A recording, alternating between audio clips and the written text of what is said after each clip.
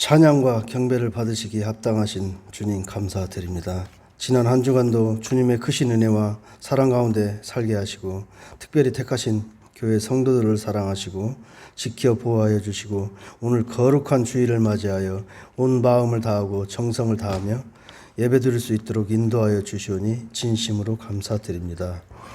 예배 드리는 성도들의 심령 가운데 주여 임하시고 주의 영광을 비춰주시고 은혜의 단비를 내려 주시옵소서. 하나님 아버지, 6월 호국의 달을 맞아 나라와 민족을 위하여 희생된 순국 열사들을 기억하여 주시고 지금도 고통받고 있는 그들의 가족들을 위로하여 주시옵소서.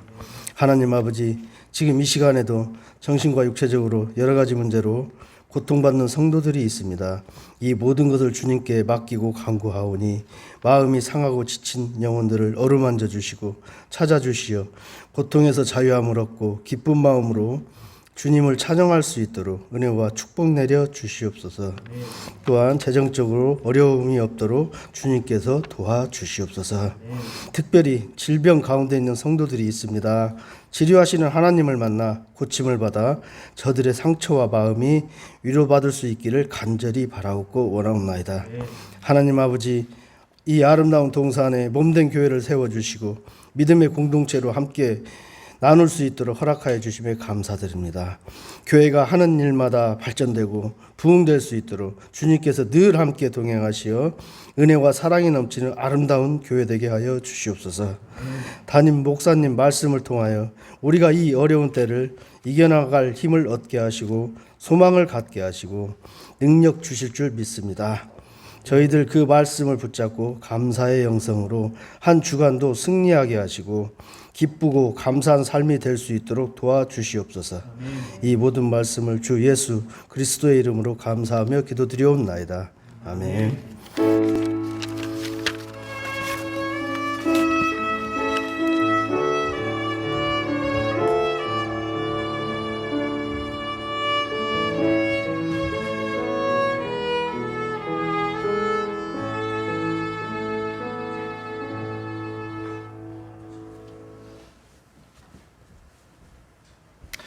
하나님의 말씀은 사도행전 2장 말씀입니다.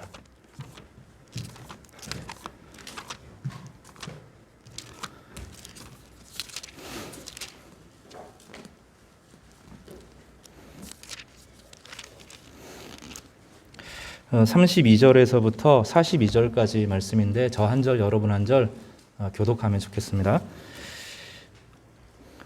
이 예수를 하나님이 살리신지라 우리가 다 이 일에 증인이로다.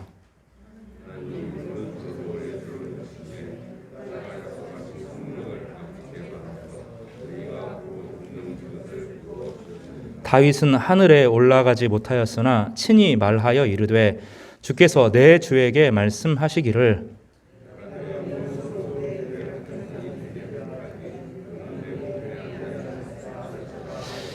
그런즉 이스라엘 온 집은 확실히 알지니 너희가 십자가에 못 박은 이 예수를 하나님이 주와 그리스도가 되게 하셨느니라 하니라.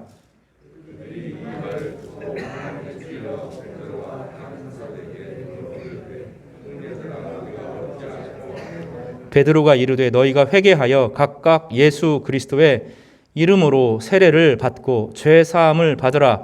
그리하면 성령의 선물을 받으리니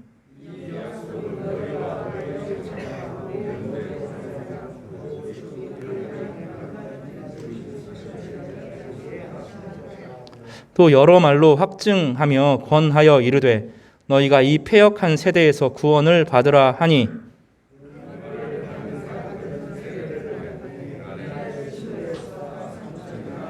같이 읽겠습니다.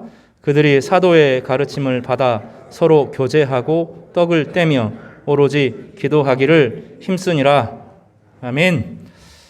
예수 이름으로 받는 세례라는 제목으로 우리의 구원을 돌아보고 부흥을 갈망하는 하나님 말씀을 좀 나누고자 합니다. 아침에 새벽 예배 때마다 사무엘상을 묵상합니다. 오늘 사무엘상 이야기는 우리가 잘 아는 다윗과 골리앗의 전쟁을 다룹니다. 두 전투를 다루는데 다윗과 골리앗이 17장 전체가 이제 싸우는 이야기거든요. 다윗과 골리앗이 맞서는 장면은 딱 두 줄로 나와요. 두 절로 나옵니다. 다윗이 달려갔고 골리앗이 달려왔고 다윗이 오른손으로 물매를 돌리는데 왼손으로 돌을 꺼내서 물매에 달고 던졌더니 맞고 죽었다. 요 얘기를 두 절로 요약합니다. 17장 양이 되게 긴데 나머지는 말로 채워져 있습니다. 다윗의 전쟁은 겉으로 보기에는 힘의 싸움인 것처럼 보이지만 말의 싸움입니다. 진리의 싸움입니다. 내용이 무엇이냐면 하나로 갈립니다.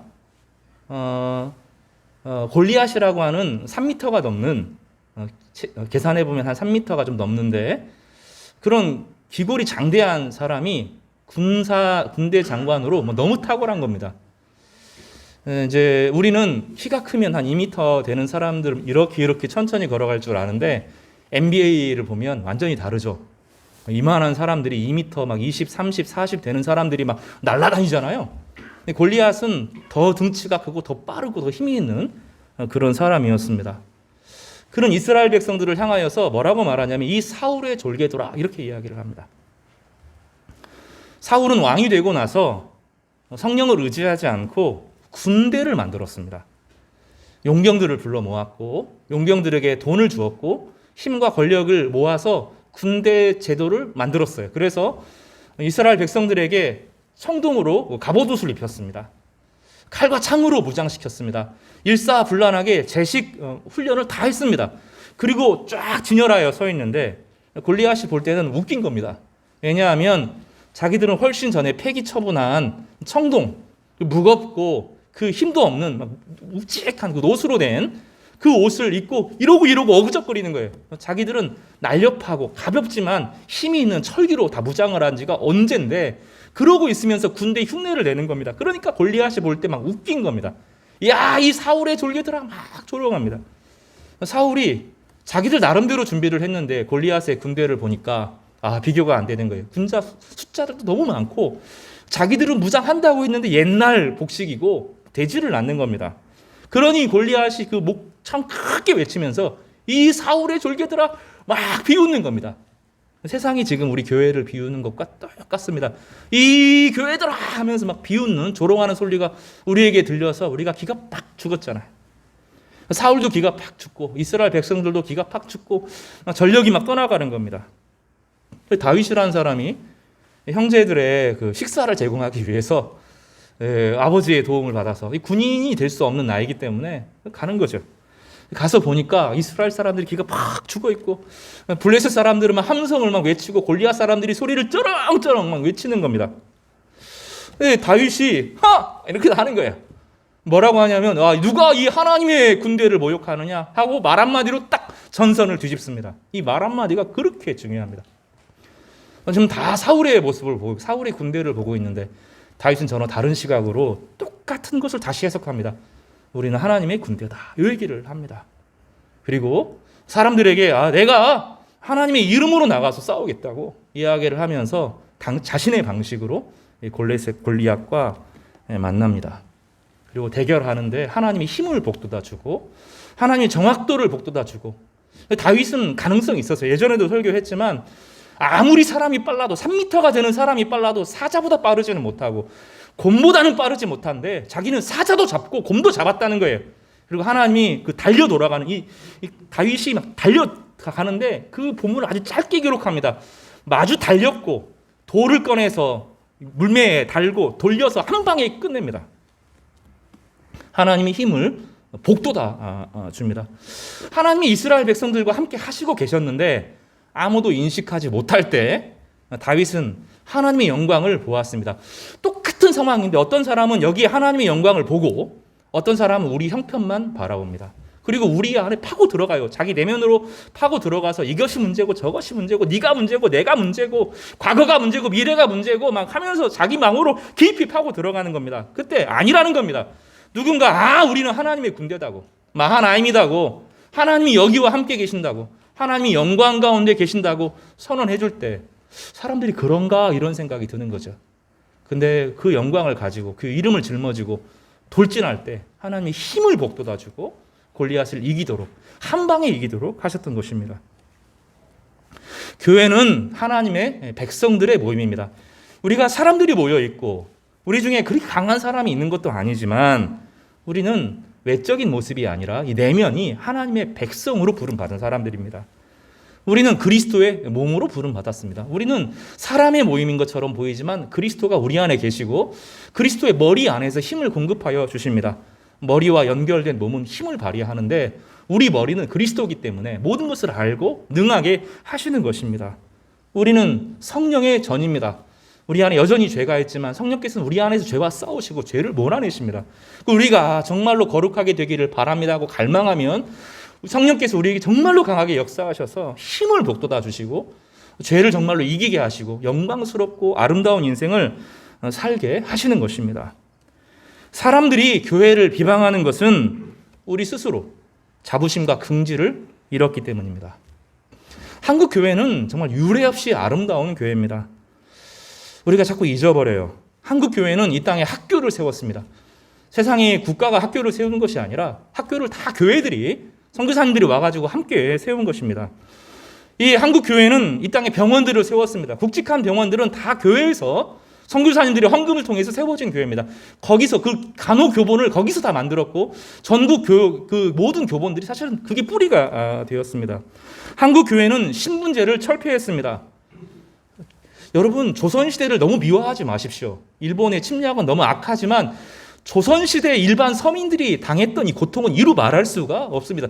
자부심이 있는 나라가 아닙니다. 서민들은 완전히 노예로 살았고 도망가면 추노했고 그리고 마음속에 내가 죽어도 그 주인을 다시 만난다고 생각을 했어요. 그러니까 못 도망가고 꽉 잡혀 있었습니다. 그런데 자기 종을 장로로 목사로 세우고 자기는 장로가 되어서 목사를 세운 이런 섬기는 교회가 이 교회 안에서 나타났습니다. 신분제는 교회가 철폐한 것입니다. 교회는 대의 정치를 가능하게 했습니다. 이 땅의 민주주의는 교회를 통해서 세워진 겁니다. 이 아시아권에서 어떻게 한국이 민주주의가 가능하냐, 경제와 민주주의를 같이 잡았느냐, 이건 교회 안에 장모 정치 때문입니다. 대의 정치. 함께 의견을 모아서 한 사람이 독주하지 않고 함께 기도하면서 일을 결정하는 방식으로 세운 것입니다. 교회는 여성들을 깨웠습니다. 교회는 하나님의 백성이고 그리스도의 몸이고 성령의 전임을 확신하고 있을 때 교회는 정말로 매력적이고 아름다웠습니다. 한국 교회는 정말로 매력적이고 아름다웠습니다. 그 자부심을 다 잃어버렸어요. 여러분 학교를 돌아다닐 때마다 생각해 보십시오. 기전, 근영 다 기독교회가 세운 겁니다. 수많은 교회들, 대학교, 전주대학교 교회가 세운 겁니다. 대학의 뿌리는 사실은 모두 교회에서 나온 겁니다. 그 아름다움이 사실은 꽉 차 있어요. 근데 우리는 그리스도인으로서 너무 자부심이 없어요. 내가 하나님 백성으로 사는 자부심. 이 세상을 살린, 대한민국을 살린 것은 사실 교회들인데 교회의 영광을 잃어버린 것입니다. 우리가 사람을 보고 사람의 권력을 보고 우리 안에 부패된 것에 너무 몰두한 나머지 하나님의 영광을 주의 깊게 보지 않는 것입니다. 그래서 사람들이 교회를 막 비방하고 욕하고 그럴 때 우리도 비방하고 욕하고 우리 자신을 막 너무 형편없이 보는 것입니다. 다윗의 소리를 들어야 됩니다. 아니라는 겁니다. 우리는 하나님의 백성이고 우리 안에 하나님의 영광이 있다고 말하는 겁니다. 똑같은 공동체를 보면서 어떤 사람은 하나님의 영광을 보고 어떤 사람은 사람의 비참함을 봅니다. 성도 여러분, 다윗의 시각을 가지시기를 바랍니다. 돌진하며 오른손으로 물매를 들고 왼손으로 창을 들고 사실은 뛰면서 앞으로 돌진하면서 하나님의 영광을 선언하는 그 능력이 있는 겁니다. 하나님의 능력이 없는 게 아닙니다. 사실 잠겨 있는 겁니다. 댐이 있는데 댐에 물이 가득 차 있습니다. 하나님의 능력이 준비되어 있다고요. 근데 수문을 열지를 않는 겁니다. 그리고 밑에서 가뭄이 왔다고 물이 없다고 절절절 매는 거예요. 우리 신앙이 그래요. 여러분 하나님의 능력이 여러분 가운데 함께 하십니다. 문을 열면 돼요. 수문을 열어야 돼요. 믿음으로 열면 열립니다. 예수 그리스도의 이름으로 구하면 힘을 북돋아 주시고 우리로 하여금 그 어려움들을 극복할 수 있도록 그 어려움들을 뛰어넘어 새로운 시각으로 세상을 바라볼 수 있도록 우리에게 능력을 더하여 주시는 것입니다. 오늘 베드로가 사도행전의 그 오순절 다락방의 그 엄청난 역사를 설교하면서 다윗의 이야기를 끄집어내는 거예요. 다윗의 이야기를 끄집어내면서 그가 보았던 하나님의 교회, 그가 보았던 예수 그리스도의 영광을 선포하면서 이스라엘 백성들에게 말을 거는 것입니다. 오늘 이 베드로의 설교를 좀 살펴보면서 다윗의 시각, 다윗이 보았던 예수 그리스도의 영광, 이 골리앗과 맞서 싸우면서 이겼던 그 다윗의 그 믿음 안에 있는 그것보다 훨씬 큰 예수 그리스도의 그 세례와 속죄와 제사함과 성령의 역사를 함께 묵상할 때 우리 영혼과 마음과 삶 전체가 회복되어지고 새로워지기를 주님의 이름으로 축복합니다. 먼저 베드로의 다윗의 설교가 두 편 기록되어 있습니다. 다윗은 베드로는 성령의 역사가 임하고 막 방언으로 사람들이 말하는 겁니다. 성경에는 방언이 두 종류의 방언이 있는데 사도행전에 소개된 방언은 외국어입니다. 외국어. 그러니까 제가 갑자기 독일어로 설교를 하는 거예요. 독일어의 표준말로 또 아니고 독일 어디 지방에 그 사람들이 저희 교회에 왔는데 제가 그 사람들에게 막 설교를 할 때 그 독일 그 지역 사투리로 복음을 전하는 겁니다. 만약에 여기 베트남 사람들이 와 있는데 제가 베트남어를 전혀 못하는데 갑자기 베트남어로 뭐 하노이도 아니고 저 호치민 저 밑에 지역 사람들이 왔는데 그 사람들이 쓰는 방언과 사투리로 경상도 말식으로 사투리로 막 이야기하면 그 사람들이 놀랐겠죠.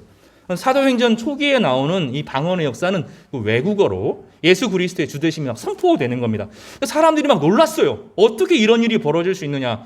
저 사람이 외국어를 못하는 유대 사람, 예루살렘 사람인데 자기는 저 멀리 메대에서 오고 파사에서 오고 이란에서 오고 터키에서 오고 저 지역에서 막 왔다는 거예요. 왔는데 자기 사투리로 그 말을 듣는 거예요. 설교를 듣는 거예요. 깜짝 놀라는 거죠. 그때 그 베드로가 성경 구절을 세 곳을 인용하는데 첫 번째로는 요엘서를 인용하고 두 번째는 다윗의 설교 두 편을 인용합니다. 먼저 요엘서의 이야기를 하면서 어떤 얘기를 하냐면 세대 간의 경계가 무너진다는 거예요. 어린아이, 젊은이, 장년들, 늙은이, 장년들, 어린아이들까지 전체가 성령의 충만함을 받아서 하나님의 사람으로 꽉 채워진다. 이 얘기를 하고요. 두 번째로는 남자와 여자가 주의 종으로 세움받는다. 이 얘기를 합니다. 이 본문은 이스라엘 역사를 뒤집어 놓는 본문입니다. 왜냐하면 요엘서에서 이렇게 말하거든요. 뭐라고 사도행전 2장에서는 그때 내가 내 영을 내 남종과 여종들에게 부어주리니 그들이 예언할 것이요 이렇게 말하죠. 이것은 요엘서 2장 28절의 말씀인데 그 후에 내가 내 영을 만민에게 부어주리니 너희 자녀들이 장래일을 말하며 너희 늙은이는 꿈을 꾸며 너희 젊은이는 이상을 볼 것이며 그때에 내가 또 내 영을 남종과 여종에게 부어줄 것이며 그 어른과 아이가 위계적으로 꼭 물려있는 것이 아니라 조선시대를 산 죽은 조상을 섬기기 위해서 살아있는 사람을 누르는 거잖아요. 죽은 조상의 권위로 살아있는 사람을 누르는 게 그게 사실 유교거든요. 이런 개념이 아니라는 거예요. 이 전체가 어르신도 성령의 충만함을 받고 아이들도 성령의 충만함을 받고 젊은 사람들도 성령의 충만함을 받아서 모두가 고귀해진다는 겁니다. 또 남성과 여성의 문제는 역사상 정말로 오래된 문제입니다. 남성이 힘을 가지고 여성을 억압한다. 이 문제는 정말로 다양하게 어려워져요. 본문에서 뭐라고 말하냐면 남종에게 성령이 임한다. 이렇게 말하지 않고 남자와 여자에게 성령이 임한다. 이렇게 말하는 거예요. 이게 얼마나 대단한 말이냐면 여러분 10캐럿짜리 다이아몬드 본 적 있습니까? 본 적 없죠. 상상 한번 해보세요. 10캐럿짜리.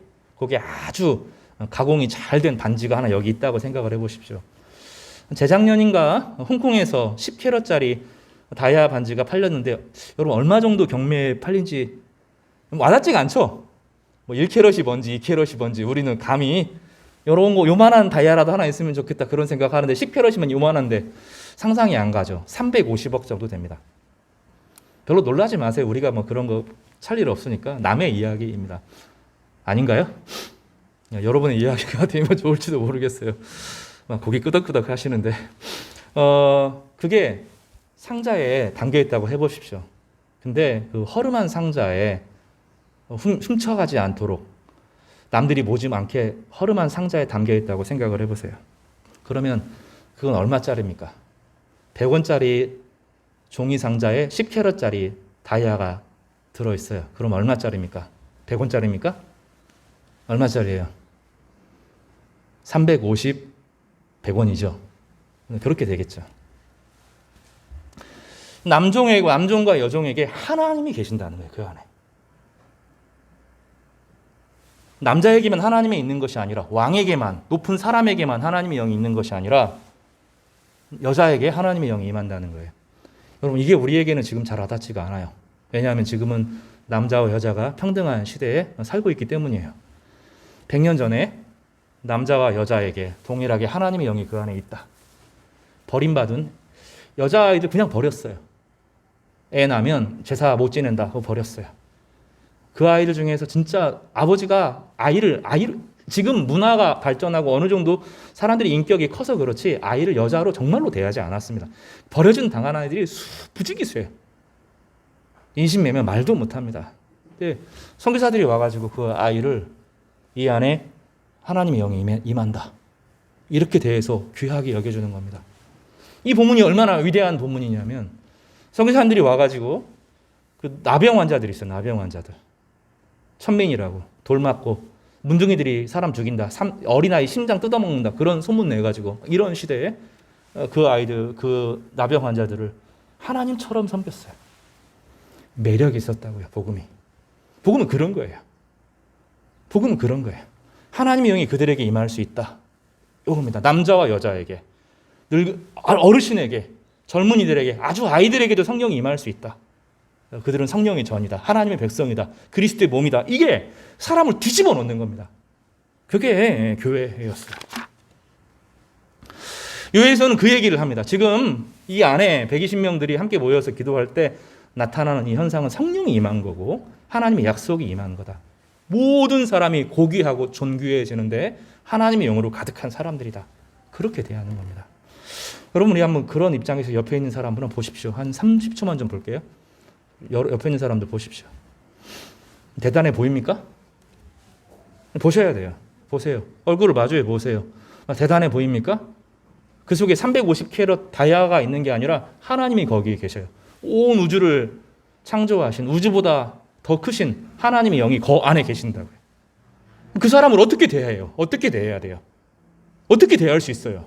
함부로 막 소리 지르고 함부로 막 윽박 지르고 함부로 학대하고 그럴 수 있어요? 못하는 거죠. 지금 이 120명에 모인 이 오순절 다락방의 역사는 그 역사가 일어났다는 거예요. 베드로가 먼저 그 얘기를 하는 겁니다. 이 환난의 시대에, 어둠의 시대에 하나님께서 이 사람들에게 복을 주셔서 하나님의 영으로 충만하게 했다. 그 얘기를 선언을 하는 것입니다. 사랑하는 성도 여러분, 이게 역사를 뒤집어 놓는 말씀입니다. 세상의 큰 중요한 리더들이 교회 세상에 복음을 확대하거나 영향력을 확대한 게 아니에요. 이런 환상이 빠지면 안 됩니다. 교회 안에서 훌륭한 사람들이 등장을 해가지고 힘과 권력을 쥐고 세상을 바꿨다. 아닙니다. 그런 게 아닙니다. 서로가 서로를 정말로 하나님의 형상으로 대하는 이 공동체의 힘이 천민과 약자와 버려진 자들과 한자리에 식사를 모이는 이 식사 모임이 세상을 뒤집어 놓은 거예요. 로마의 변화는 훌륭한 지도자들을 통해서 이루어진 것이 아니라 성도들의 식사 모임, 성찬, 여기 가정에서 떡을 떼며 집에서 떡을 떼는 이 모임이 세상을 뒤집어 엎은 것입니다. 여러분, 성도님들이 그렇게 했어요. 그 집집마다 찾아다니면서 버려진 사람들, 낙오된 사람들, 실패했다는 사람들, 그 사람들을 향하여 눈물로 기도하고 이 사람이 하나님의 형상으로 대하고 이 사람을 예수님처럼 섬겼습니다. 사람들이 보고 놀란 거예요. 그 노예들을, 그 버려진 아이들을, 그 문둥병자들을 눈물로 섬기고 예수님처럼 섬겨줄 때 사람들이 놀란 거예요. 마음속에 양심이 깨어납니다. 그 전까지는 당연한 건 줄 알았어요. 힘 있는 사람이 남자가 여자를, 그 병 있는 사람들을 함부로 대하는 것을 당연한 것인 줄 알았는데 그 사람들이 그렇게 소중하게 여기는 것을 보면서 심령이 무너지고 회복이 되어지고 다른 각도로 세상을 바라보게 된 겁니다. 베드로는 더 나아가서 두 부분을 더 이야기하는데 시편 16편과 시편 110편을 주애하면서 이 상황을 설명을 합니다. 시편 16편에는 이렇게 되어 있어요. 하나님이여 나를 지켜주소서. 내가 주께 피하나이다. 내가 여호와께 아뢰되 주는 나의 하나 주님이시오니 주 밖에는 나의 복이 없다 하였나이다. 땅에 있는 성도들은 존귀한 자들이니 나의 모든 즐거움이 그들에게 있도다. 내가 여호와를 항상 내 앞에 모심이여 그가 나의 오른쪽에 계심으로 내가 흔들리지 아니하리로다. 그러므로 나의 마음이 기쁘고 나의 영도 즐거워하며 내 육체도 안전히 살리니 이는 주께서 내 영혼을 수월에 버리지 아니하시며 주의 거룩한 자를 멸망시키지 않으실 것임이라. 무슨 얘기냐면 다윗이 여호와를 고백하면서 여호와는 내 기쁨이고 내 능력이고 여호와 앞에 생명이 있고 여호와 앞에 기쁨이 있고 여호와 앞에 즐거움이 있고 여호와 앞에 충만한 은혜가 있다. 나는 그를 따른다. 이렇게 말해요. 그런데 그 주가 하늘에 계신 여호와가 아니라 오실 예수라는 거예요. 그리고 그 오실 예수는 수치를 당하지 않는 분이래요. 스울에 버림을 당하지만 버림을 당하는 것처럼 보이지만 사실은 살아날 뿐이고 그분을 죽일 수 있는 것이 어떤 것도 없어서 부활의 능력으로 회복될 분이라고 지금 다윗이 시편 16편에서 예언했다는 겁니다. 그래서 사도행전 2장 25절에서 베드로가 주석을 다는데 정말 베드로가 이렇게 탁월한 사람이었나? 그렇게 깜짝 놀라요. 뭐라고 말하냐면 다윗이 그를 가리켜 이르되, 여기서 그는 예수를 말합니다. 내가 항상 내 앞에 계신 주를 배웠음이며, 이 주는 예수 그리스도라는 거예요. 시편에서는 여호와로 되어 있는데 이 여호와가 예수 그리스도라는 겁니다. 나로 요동하지 않기 위하여 그가 내 우편에 계시도다. 그러니까 다윗은 무엇을 보았냐면 자기의 인생을 살아가면서 좌우 옆 위 아래에 주님이 계셨다는 거예요. 그 예수 그리스도가 자기와 동행했다는 거예요. 그래서 예수 그리스도는 자기의 힘과 능력과 근원이 되시는데 그분은 죽어도 산다는 거예요. 그분은 수치를 당하지 않는다는 거예요. 그분에게 영원한 소망과 능력이 있다는 거예요. 지금 다윗이 그 고백을 하는데 그 고백이 지금 우리가 보았던 너희들이 죽인 예수가 바로 그분이라는 거예요. 그래서 그분이 이 말씀을 따라서 다윗의 고백을 따라서 죽었지만 부활했고 하늘의 영광 가운데 올렸다라고 말해요. 그래서 그 예수를 따르는 모든 사람들은 수치를 당하지 않고 부끄러움을 당하지 않고 생명과 영생을 누리고 온전한 아름다움을 함께 체험한다. 그 선언을 하는 겁니다. 사도행전 2장 22절에서 28절은 시편 16편 1절에서 11절을 다시 베드로가 그리스도 안에서 다시 읽어내는 거죠. 주께서 생명의 길을 내게 보이시리니 주의 앞에는 충만한 기쁨이 있고 주의 오른쪽에는 영원한 즐거움이 있나이다. 다윗의 인생에서 자기가 이길 수 있었던 비결을 그렇게 말하는 거예요. 나는 생명의 주님을 따르고 살았다. 따라서 해볼까? 나는 생명의 주님을 따르고 살았다. 그 얘기를 하는 거예요. 사랑하는 성도 여러분, 우리의 소망은 주님께 있습니다. 주님께 맡기면 돼요. 죽어도 삽니다. 절망도 이겨냅니다. 왜냐하면 성령의 능력으로 힘을 북돋아 주시기 때문이에요. 죽음에서 일어날 겁니다. 주님을 따르면 주님 앞에 생명이 있고 주님 안에 영생이 있고 주님 안에 이 영원한 즐거움이 있기 때문에 주님을 따르는 자는 결코 수치를 당치 않겠다고 약속하는 거예요. 다윗이 그것을 믿었고 지금 그 일이 너희들 앞에 일어났다 하고 베드로가 설교하는 거예요. 베드로는 조금 더 설교를 하는데 사도행전 2장 34절과 36절입니다. 다윗은 하늘에 올라가지 못하였으나 친히 말하여 이르되 주께서 내 주에게 말씀하시기를, 여기서 주께서는 여호와 성부 하나님을 말하고 내 주는 예수 그리스도를 말합니다. 내 주에게 말하기를 내가 성부 하나님이 내 원수의 발등상이 원수로 너의 발등상이 되게 하기까지, 예수 그리스도가 하나님이 예수 그리스도에게 모든 영광을 주셔서 그 예수 그리스도가 온 세상의 죄악을 밟을 때까지 너는 내 우편에 앉아 있어라. 성부 하나님 옆에 성자를 초대하여서 네가 앉아 있어라. 그래서 온 세상을 다스리라. 이렇게 선언한다는 거예요.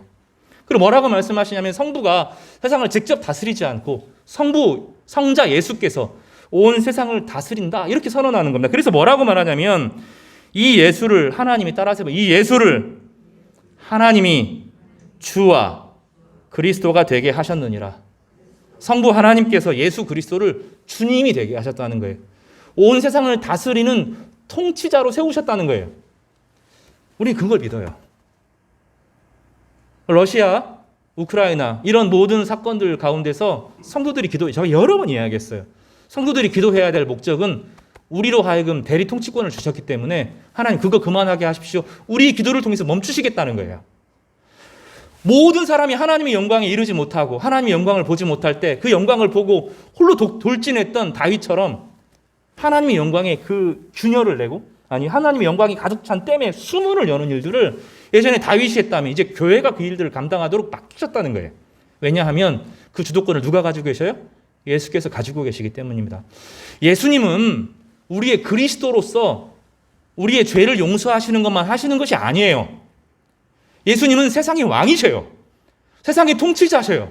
세상이 악을 가만히 뒀으면 벌써 멸망했을 거예요. 인간의 합리적인 이성을 가지고 핵을 안 노른다. 그런 게 아니라는 거예요.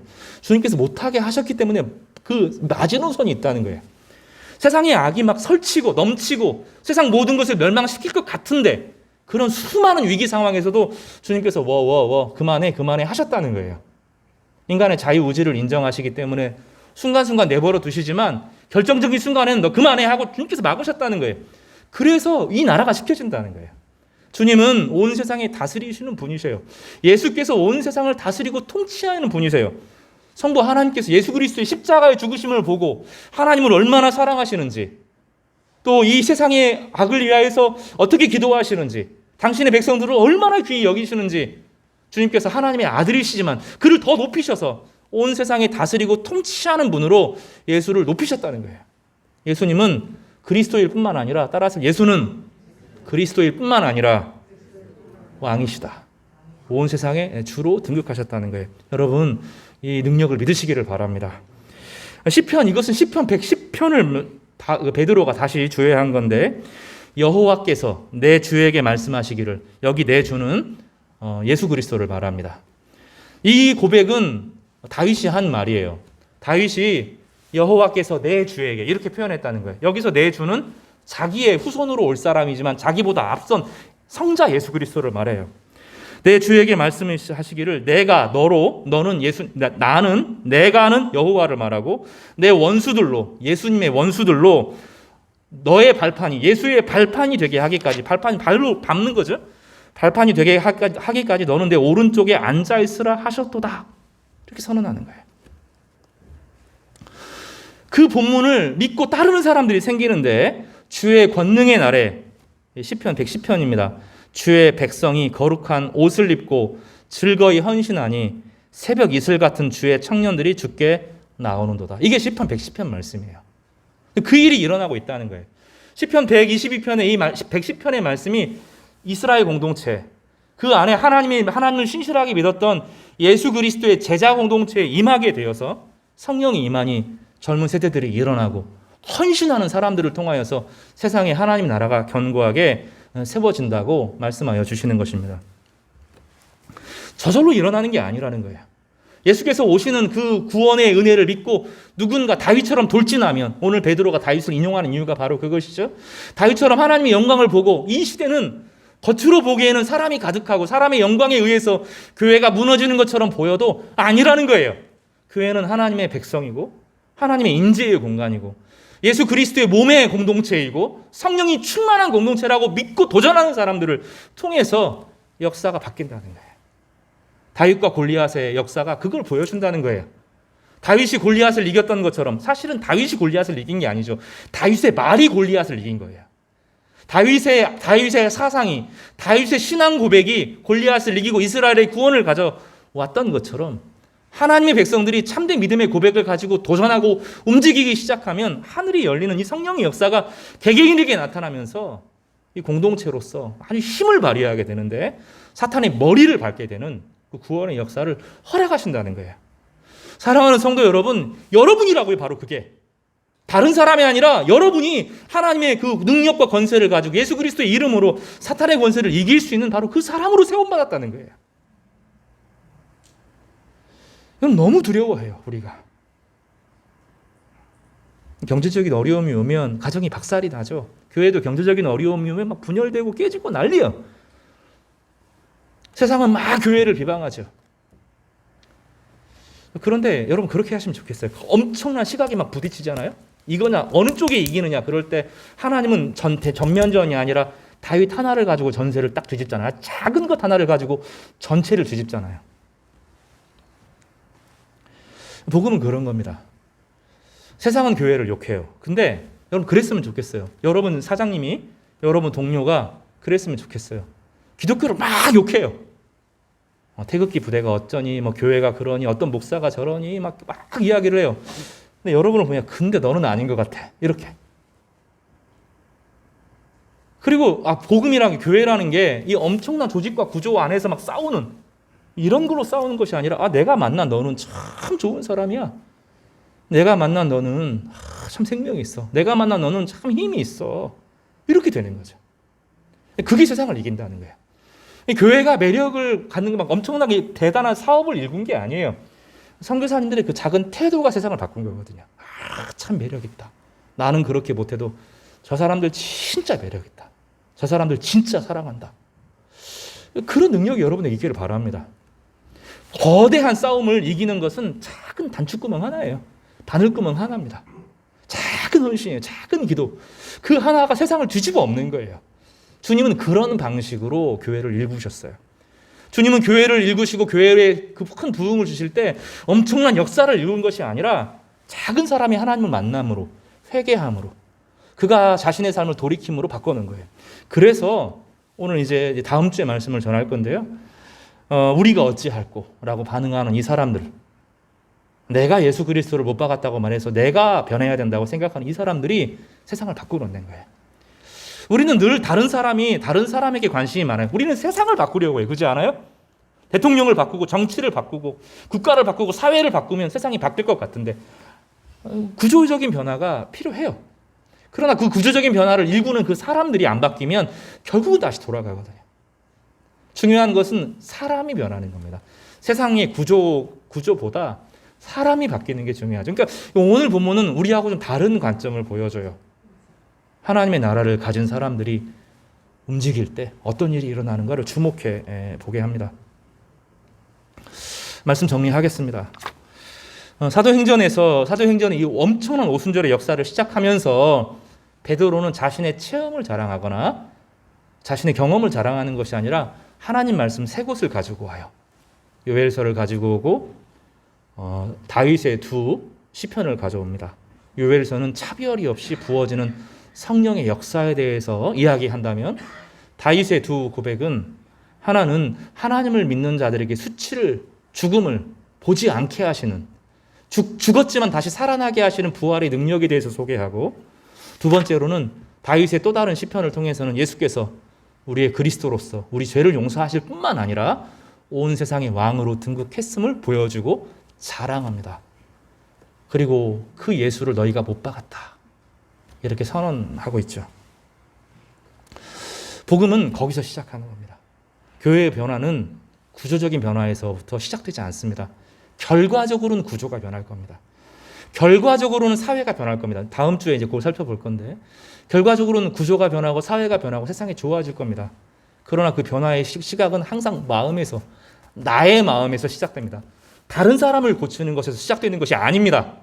다른 사람을 때려잡아서 시작되는 것이 아닙니다. 정의를 부르짖어서 데모를 해서 고쳐지는 것이 아닙니다. 하지 말라는 게 아니에요. 나중에 하게 될 거예요. 우리의 입장을 표현할 때가 있겠죠. 그러나 거기서 오는 것이 아니에요. 그게 본질이 아니라는 거예요. 내 안에 성령이 임하고, 내가 문제구나. 내 안에 성령이 임하고 내가 다윗처럼 일어나야 되는구나. 내가 수문을 열어야 되는구나. 이 믿음의 고백을 가진 사람들이 참 작은, 변화가 없을 한 무기력해 보이는 그 작은 사람들이야말로 세상을 바꾸는 부흥의 주체가 되는 거예요. 부흥은 항상 그렇게 해왔어요. 통회의 역사, 회개의 역사가 있는 곳에 부흥이 시작돼요. 나의 변화가 세상을 바꾸고 어제처럼 살지 않겠다고, 어제 나는 죽고 오늘 나는 날마다 새롭다고 고백하는 바울의 고백이 세상을 바꾸고 변화시켰다는 것이에요. 사랑하는 성도 여러분, 다윗처럼 기죽지 마시기를 바랍니다. 교회 안에 영광을 되찾기를 바라요. 교회 안에 하나님의 영광이 있음을 믿음으로 보시기를 바랍니다. 이곳이야말로 하나님의 백성들의 모임이고, 이곳에 예수 그리스도의 영이 있으며 이곳이 예수 그리스도의 몸임을 고백하는 이 사람들이야말로 하나님의 영광을 드러내는 사람이 되는 것입니다. 그리고 그 은혜가 여러분 마음 가운데 임하기를 주님의 이름으로 축복합니다. 우리의 기도가 예수 그리스도 안에서 새로워지고 뜨겁게 되기를 주님의 이름으로 축복합니다. 기도하겠습니다.